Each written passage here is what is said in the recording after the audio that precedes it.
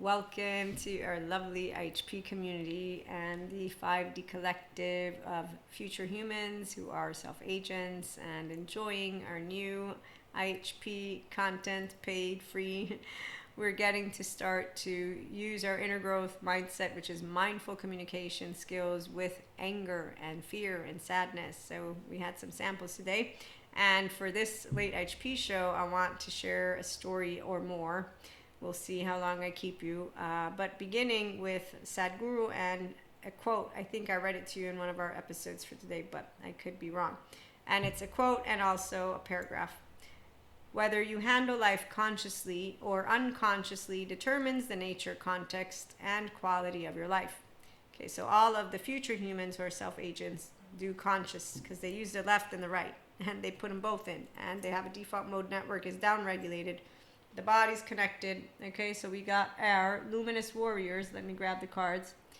Authentic self people. You use your prefrontal and your gut. Our body is healed. We don't need no medicine. And we hang out with all healthy self-worth people. And we're humans, so we don't have a broken humanness.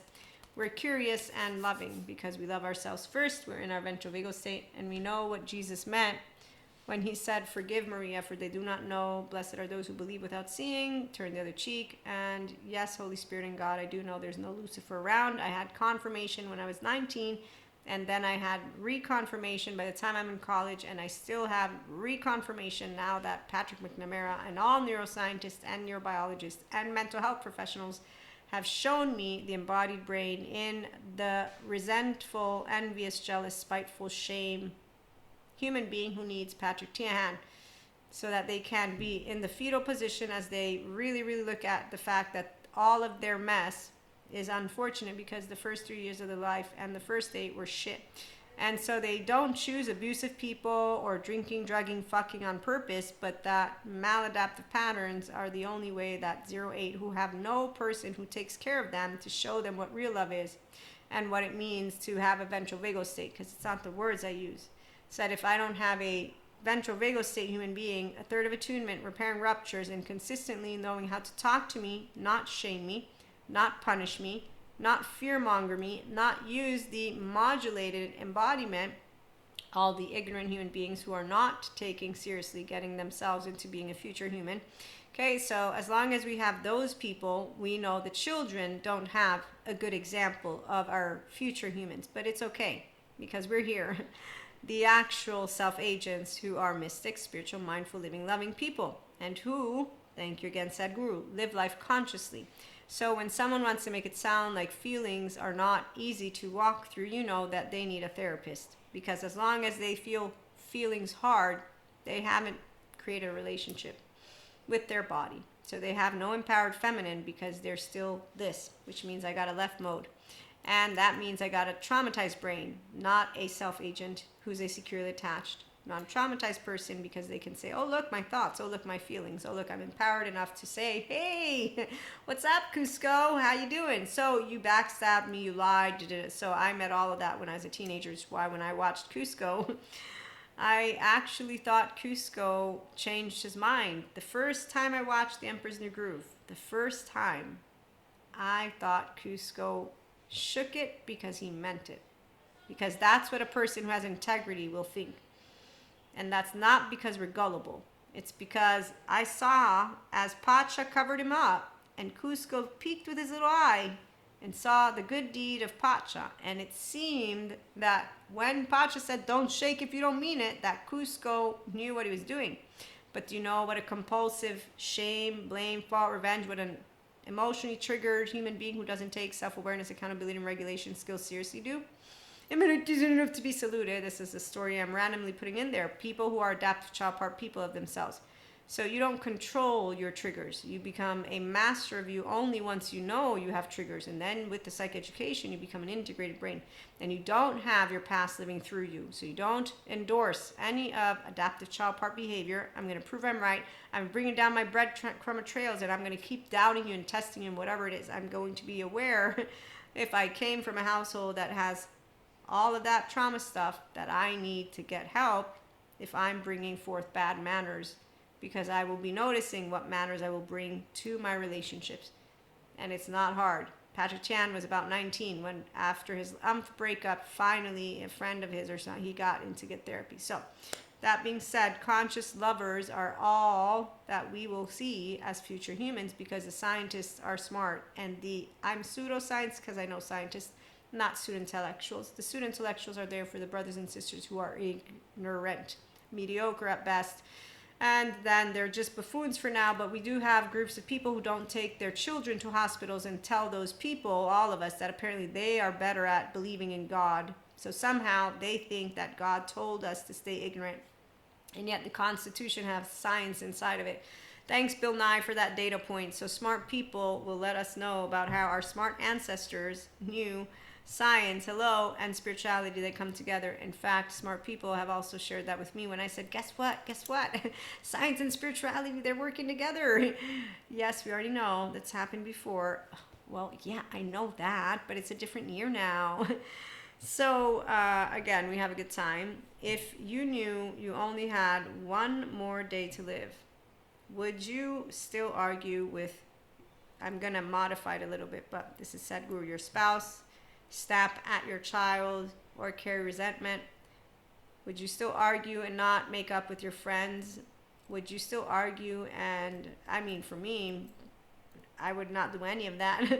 And I also would not do that when I was a kid. My mother would put my twin eye to sleep. This is a story. I haven't shared the clips from when we had our lovely second launch party with the co-authors of the book that I'm a co-author of too, The Ways to God. So my chapter is called God is Discerning, Equanimous Love. So God, Jesus, Holy Spirit, they accompany me. I'm just not welcomed by my ignorant brothers and sisters who think that Reiki brings demons or some shit, that it's a demonic energy, and that yoga brings demons out of you, because ignorant people don't understand what trauma charges are and how they come up from muscles, bones, and tissues. No, they don't believe in science. So they're ignorant. So pseudo-intellectuals are not actually dishing out bullshit. Oh, yes, they are, but with golden nuggets. It's the ignorant ears that don't believe in academia that fall for the bullshit. I don't. I'm an academic at heart, and I love learning. And when I hear a gut, I'm like, oh, wait a minute. Did they just say people don't like the facts? Did they just let me wield my words and read a data point to you and more and tell you my proof, and my colleagues are all against me? Wow. Did they just oh, look, they're all positive, they're fake. So anyways, and you have black and white thinkers, they're idiots. That's what a left brainer alone who doesn't own their left and right. Of course I don't like some people. Yes, ignorant ones. They're very unattractive, all of them. Unhealthy self-worth boundaries, I just feel like, what the fuck? Because I usually don't befriend any of them except for, no, I don't.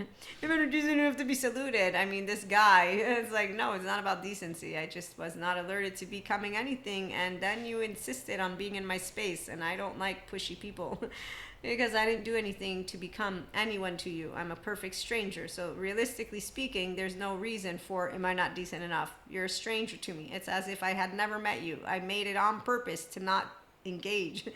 And that's the part. I actively made sure that they would understand I'm not going to make as much as I have to small talk with you. So, when someone did that to me, where they scurried off, I didn't be like, oh my God, my friend, they don't want to do that. I didn't do that. I didn't actually do that. And I found out why they were running off. They didn't like hugs. And I said, I'm so sorry. I didn't mean to offend you. No, I said, I'm so sorry. I didn't know it. I didn't offend them. I just didn't know that they didn't like hugs. And once I said, I'm sorry, and then I said, you can tell me when to hug you, they were happy, and now they hug me, and we're good friends. I didn't think that Maria would be ending her days of life if that person would not have become my friend, by the way. Actually, not at all. Oh, because again, I need air, water, and food. For my regular listeners, you already know that. Like, seriously, doesn't anybody know what the basic bare necessities, the simple bare necessities? Forget about your worries and your life. And that's why my younger sister, she likes to tell the story of when my teenage boyfriend broke up with me and how I didn't give two shits. And I'm like, well, yeah, there's plenty of better men out there. And it wasn't because he wasn't good. It was, we're not compatible. Things end. and they're perfect for each other, and that's it. I got over it. Doesn't anybody know how to get over something? Oh, and I still love them, but no, I don't want to fuck my exes. When I hear anybody saying that, I'm like, wow, and you're not even polyamory and you think that all exes want to fuck each other? What's up with that? You don't know how to put the past behind you and process it and then look at them with different eyes? What kind of love do you have? Because love is when you build secure connection with someone. Are you talking about the lust thing? Because that's a whole different story. Okay, so when you understand that building a bond is about a relationship that you have built, you don't just delete it because now it's changed into not a couple. And you also aren't sexually attracted necessarily by a human being. For me, that's automatic. It's like, okay, it was done. I knew it. I'm not attractive. In fact, it took about 10 years before finally they figured it out. The two of them, that I was not going to try to take them back. And finally, after 10 years, I'm like, oh, thank goodness, they finally figured out. It's like, wow, every time I've been to family events, they just look at me like I'm going to try and steal him away. Why would I want someone who doesn't want me? That seems ridiculous. Oh, I forgot. People don't know what it means to have healthy self-worth. Or I think they don't know what self-worth is at all. Because I put a spell on you and now you're mine. Like, who would do that? Why would I put a spell on you? Love is free. There's no need for it. This is what empowerment thinks like and feels like from a human being as a teenager. Again, I wasn't with the teenage boyfriend because of I don't like you. No, I like you. We did 3 years together. By the 4th year, it was clear there was a problem, and they didn't even admit that they cheated on me the 4th time. And I said, yeah, I know you did. You could just say it. So I don't have resentment, but I knew that it would all come back to bite in the ass. Why? Because I became a mystic. And guess what this mystic did as I became aware of being able to clear the lovely energy spheres. I cleared energy spheres. I prayed, and then I would do clearing. And here's where some people would say, mind your own business. It's my oversoul, and I'm not involved in anybody's business. It's my energy sphere. But at the same time, that doesn't mean that those people are learning anything, because that's the part of where just because you can be related and connected to your oversoul doesn't mean that the person is choosing to get out of their shame stuff, because that's why the therapists like Patrick Tian are right. You don't raise your frequency or your vibration or heal your way out of trauma. No, you don't, because even if Sadhguru wants to tell you, okay, if you only live one day, now that you know that tomorrow you'll die, are you going to still argue? It's easy to present somebody with an equation like that, but here's where the mindful communication skills are coming in handy for the ones of you who already do the I love because I love for real, not pretend. And that's because we're all flawed and imperfect. So you don't expect any person, oversoul member or not, to be perfect. That's why functional and child adults don't look at people with emotional immaturity and shame. It isn't enough, and think, let me shame you.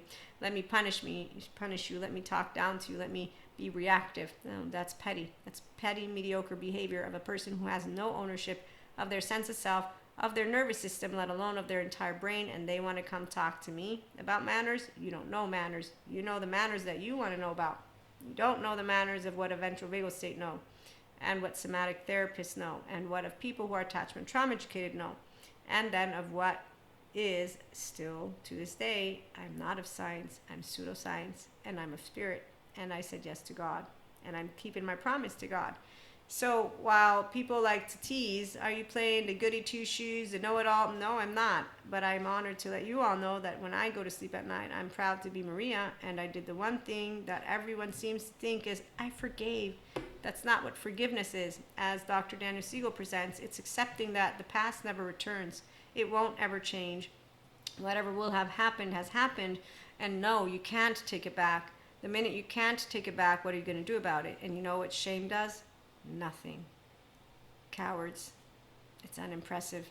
But what love does is, it's okay, because there's nothing to be upset about. Things go the way they go. So when I go to sleep at night and then I wake up tomorrow, I know that I brought forth my best foot and my best heart, and that when people don't actually know that I could die tomorrow and they could die, and that they would end a day in the absence of making peace with someone they love, that's very sad. But there are people who do it all the time. In fact, actually, I know all about it. And what I think is it's good. Sometimes ignorance is a good thing for people, because maybe looking at themselves in the mirror would be way too hard. But then again, it would be a good mirror to look into and then realize, wow, I didn't do any of this. My household did. But now that I know, I can go heal it, because I don't need to be an asshole, since I wasn't meant to be an asshole in the first place. My unkind business has nothing to do with a demon, a monster, a Lucifer, or any negative, shitty thoughts. It has everything to do with my one and only first allo-parenting figures. And all the people that disregard Patrick Tian, they're all the same cowards, as he points out. For me, it's a lot more challenging to say that they're all cowards, because I am a self-agent who got lucky. So I know I'm Maria thanks to I'm Maria, and I don't give a shit. I got a superpower. She's a twin. So when people are afraid and scaredy cats, I'm not a scaredy cat to tell you exactly what I think, exactly what I feel, and then to bring it on again and again and again and again. And that's why when I finished my courses, I was crying and bawling my eyes out and thinking I shouldn't go out because I'm securely attached. I have no shame, no insecurity, none of it. I bet I'm flaring up every single bit of shame and shit that people got going on that they seem to not know about. And I feel bad about it. And then I said, but you can't be responsible for that.